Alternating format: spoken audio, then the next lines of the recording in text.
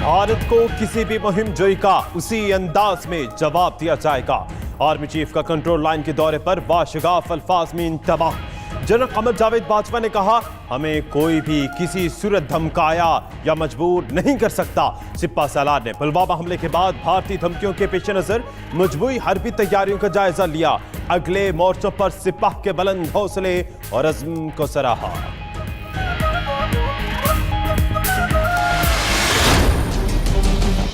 हम जंगी तैयारियां नहीं कर रहे, जंग की धमकियां आपकी तरफ से आ रही हैं। आपकी धमकियों के रिस्पांस देने का हमें हक है। हम गुजरे हुए कल की फौज नहीं है। Please be rest assured, Pakistan Armed Forces shall never be surprised by you. But let me show you, we shall surprise you. हम भारत से चौंकेंगे नहीं बल्कि उसे हैरान कर देंगे। DG ISPR major general Asif Ghafoor का दो टोक पैगाम। कहा, भारत जान ले जंग का रास्ता इख्तियार नहीं करना चाहते लेकिन रद्द अमल का हक महफूज रखते हैं। भारत की जानिब से किसी भी जारी हद का जवाब दिया जाएगा। हम गुजरे हुए कल की फौज नहीं, अपने कदमों पर खड़े होकर अपने हाथों से जंग लड़ी है।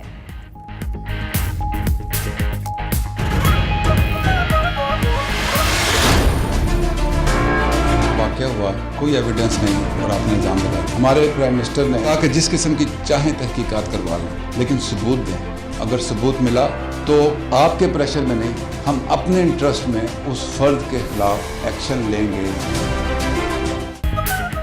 पुलवामा हमले के बाद भारत ने बगैर सोचे समझे इल्जामात लगाए। पाकिस्तान ने अपने तौर पर तहकीकात की, फिर वजीर आजम ने जवाब दिया। मेजर जनरल आसिफ गफूर का कहना है, कंट्रोल लाइन पर भारतीय फौज की कई तहें हैं। बारूदी मवाद आपका, गाड़ी मकामी और हमलावर भी कश्मीरी था। हमले पर भारतीय फोर्सेस से पूछें, सबूत हैं तो दें।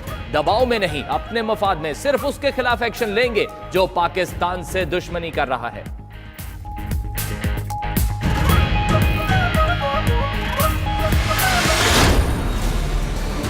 Democracies they never fight war. Pulwama वाक़या के बाद इंडिया में मुसलमान हैं और जो कश्मीरी हैं उनके साथ क्या हुआ, this is not being secular. आप अमन चाहते हैं, तरक्की चाहते हैं तो कुलभूषणों को हमारे मुल्क में मत भेजें। अमन चाहते हो तो कुलभूषणों को पाकिस्तान ना भेजो। पाकिस्तान अमन पसंद मुल्क है, भारत भी अमन की राह अपनाए। मेजर जनरल आसिफ गफूर का कहना है, जमहूरी मुल्कों में जंग नहीं होती, इंसानियत से दुश्मनी ना करें। खित्ते के अमन को सबसे बड़ा मसला कश्मीर का है, आइए इसको हल करते हैं। भारत का सारा मीडिया वॉर जर्नलिज्म कर रहा है, पाकिस्तान का मीडिया अमन पसंदी की जानिब है।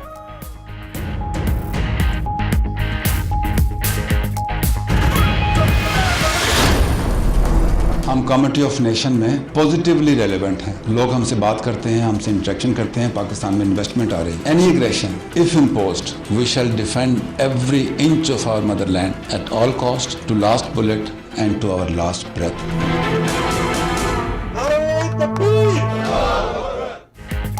आखिरी गोली और आखिरी सांस तक दिफाए वतन के लिए सीना सब्र रहेंगे। मादरे वतन के एक एक इंच का दिफा अपने खून से करेंगे। किसी भी जारहियत का भरपूर जवाब दिया जाएगा। डीजी ISPR की प्रेस ब्रीफिंग में मुसल्लह अफवाज के सरबराहान का पैगाम।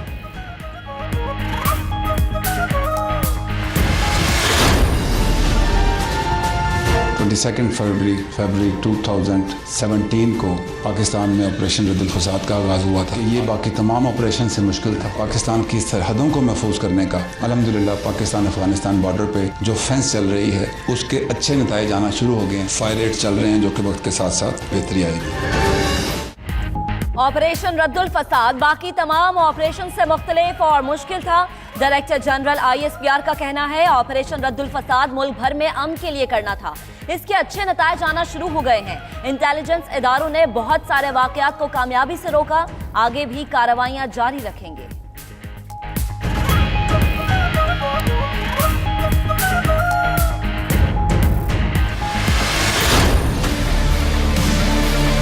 एक इंक्वायरी जनरल असद दुरानी के बारे में आपको पता है कि हो रही थी। एसेंशली वो इंक्वायरी जो ऑर्डर हुई थी वो violation of military code of conduct के ऊपर थी। इंक्वायरी ने यह कंक्लूड किया कि general Asad Durrani has been found guilty of violating the military code of conduct. Lieutenant general retired Asad Durrani फौजी नज़्मो ज़ब्त की खिलाफ वर्जी के मुर्तकब पाए गए। उनकी पेंशन और दीगर अलाउंसेस मनसूख, नाम ECL पर है। दीगर 2 सीनियर ऑफिसर भी जेर हिरासत हैं। उनका कोर्ट मार्शल भी चल रहा है। जैसे ही खत्म होगा तमाम तफसीलात सामने लाई जाएंगी। DG ISPR की न्यूज ब्रीफिंग।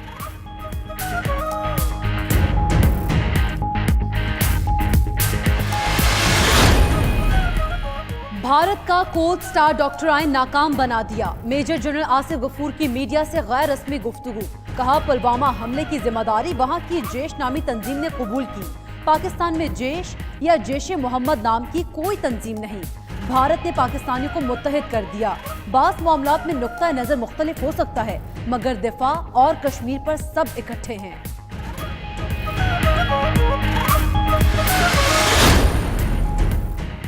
हुकूमत ने बहावलपुर में कलदम तंजीम के मुबैयरा मदरसे और मस्जिद का कंट्रोल संभाल लिया। हुकूमत पंजाब ने मस्जिद और मदरसे के इंतजाम के लिए एडमिनिस्ट्रेटर का तकर्रुर कर दिया।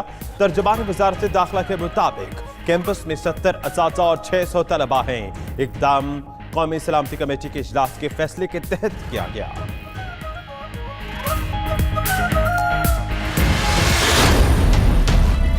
नवाज शरीफ वो कहता है कि या मुझे जेल दो या बरतानिया बाहर भेजो इलाज करवाने के लिए, क्योंकि पाकिस्तान के अस्पताल ही ठीक नहीं है उसके लिए। 28 करोड़ रुपया उसके बाहर के इलाज पे इस कौम का खर्च हुआ। ताकतवर के लिए इस मुल्क में मुख्तलिफ कानून है और बेचारा कमजोर के लिए मुख्तलिफ है। जब तक सजा और जजा का निजाम किसी भी इदारे में नहीं आएगा, कोई इदारा ठीक नहीं होगा।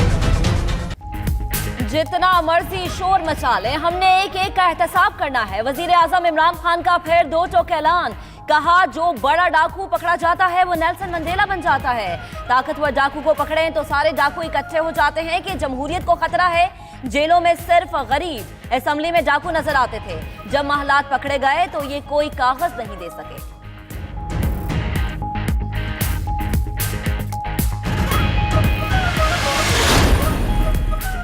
नवाज शरीफ के बैरून मुल्क इलाज पर आवाम के 28 करोड़ रुपए खर्च हुए। वजीर आजम का कहना है शहबाज शरीफ, हमजा, इसहाक डार और दीगर लोग भी इलाज के लिए बाहर जाते हैं। सरकारी अस्पतालों का बुरा हाल है। कुछ मफाद परस्त इस्लाहात के मुखालिफ हैं। इस्लामी नजरिए पर वापस ना आए तो पाकिस्तान नहीं रहेगा। राजनपुर में हेल्थ कार्ड की इफ्तिताही तकरीब से खिताब, उस्मान बुजदार की हौसला अफजाई।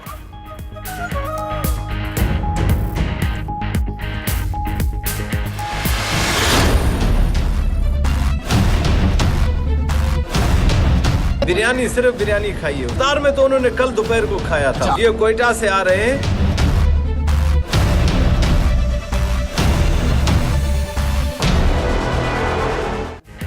कराची में जहरीला खाना खाने से 5 मासूमों की जिंदगियां निकल गईं। फूड पॉइजनिंग का दिलखराश वाकया, 5 बच्चे तड़प तड़प कर जाँ बहक। हुप्पो की हालत तशवीशनाक, जाँ बहक बच्चों का पोस्टमार्टम मुकम्मल।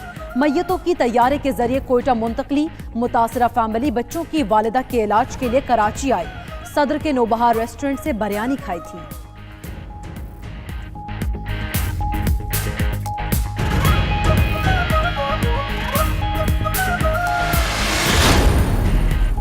सिंध फूड अथॉरिटी का एक्शन। नौबहार रेस्टोरेंट और होटल का कमरा सील। देगों से बिरयानी के नमूने लेकर टेस्ट के लिए भेज दिए। डीजी फूड अथॉरिटी अमजद नगारी का कहना है होटल के मुलाजमों समेत 18 अफराद जेर तफ्तीश हैं। किचन में एग्जॉस्ट सिस्टम नहीं, खुली सीवरेज लाइन भी साथ ही है।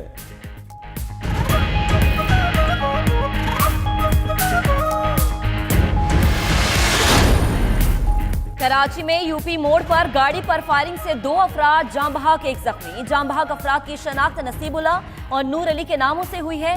पुलिस के मुताबिक मकतूलेन फिशरीज के कारोबार से मुंसलिक थे। किसी सियासी या मजहबी जमात से ताल्लुक नहीं। जाए वकुआ से 9mm पिस्तौल की 5 गोलियों के खौल मिले।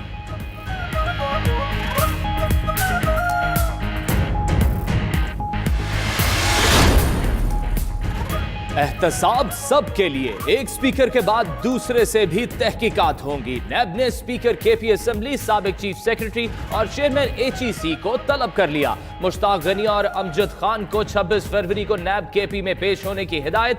डॉक्टर अताउर रहमान से भी पूछगछ होगी। नैब रावलपिंडी ने LNG स्कैंडल में शिकायत कुनिंदा शेख रशीद को 27 फरवरी को तलब कर लिया।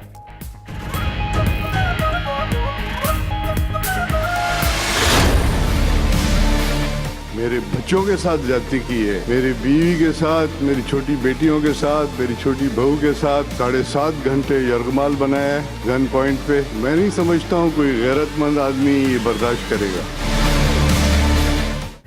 सिंध असेंबली ने तारीख रकम कर दी। ज़ेर हिरासत मुलजिम ने इजलास की सदारत की। स्पीकर सिराज दुरानी की वज़ीर-ए-आला को अपने खिलाफ कार्रवाई की रिपोर्ट देने की हिदायत। दुरानी की गिरफ्तारी और घर पर छापे के खिलाफ करारदाद मंजूर। तहरीक इंसाफ और मुत्तहिदा की मुखालिफत। सिराज दुरानी कहते हैं नैब हुकाम बगैर वारंट होटल में आए, घर में बीवी, बेटी और बहू से नारवा सलूक किया गया।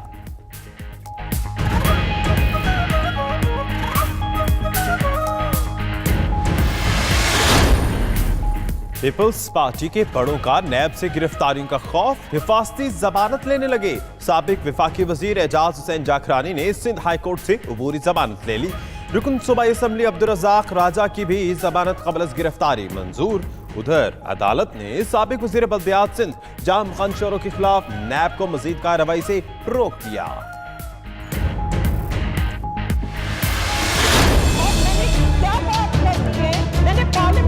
शर्म की बात है, इनके लिए डूब मरने की बात है। आप हमारे लिए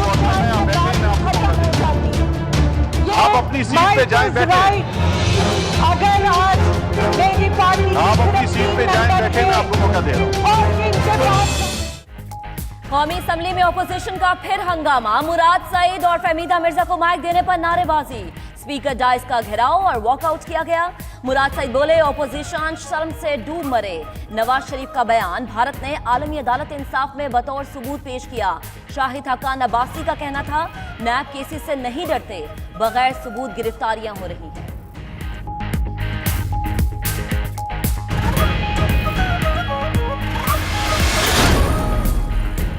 नवाज शरीफ को तिब्बी बुनियादों पर रिहाई मिलेगी या नहीं? अल अजीजिया रेफरेंस में सजा मुअत्तली की दरख्वास्त पर फैसला पीर को सुनाया जाएगा। इस्लामाबाद हाई कोर्ट का 2 रुकनी बेंच 25 फरवरी दिन 12 बजे फैसला सुनाएगा। एहतसाब अदालत ने नवाज शरीफ को 7 साल कैद की सजा सुनाई थी।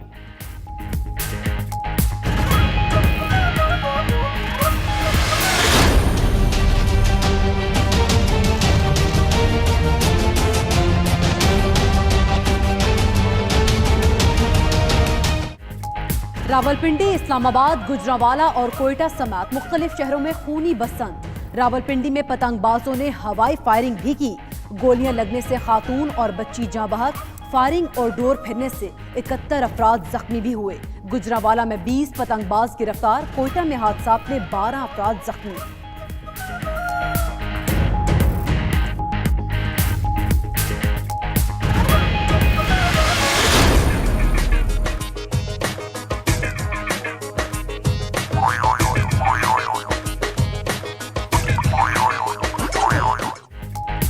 नाजायज तामीरात गिराने के खिलाफ एहतजाज करते हुए खुद गिर पड़े।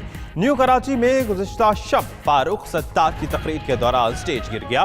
फारूक सत्तार तजावुज़ात ऑपरेशन के मुतासरीन से इजहार यकजहती के लिए गए थे।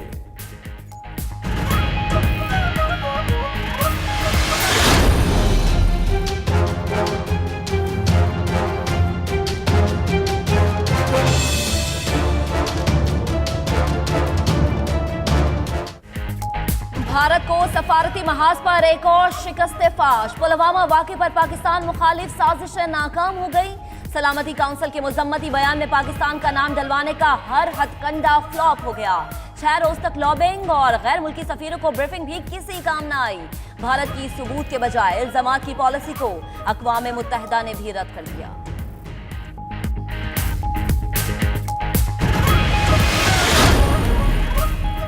भारत का मुतासिब चेहरा फिर दुनिया के सामने बेनकाब। पाकिस्तान को खेल के मैदान में तन्हा करने वाला भारत खुद तन्हा हो गया। पाकिस्तानी शूटर्स को वीजा ना देने पर इंटरनेशनल ओलंपिक कमेटी का एक्शन। भारत में इवेंट्स की मेजबानी पर बातचीत मुअत्तल कर दी। उधर भारतीय हुकूमत का मुसलमानों से बुग़्ज़ फिर सामने आ गया। शाहरुख खान को एजाजी डिग्री की इजाजत देने से इनकार कर दिया।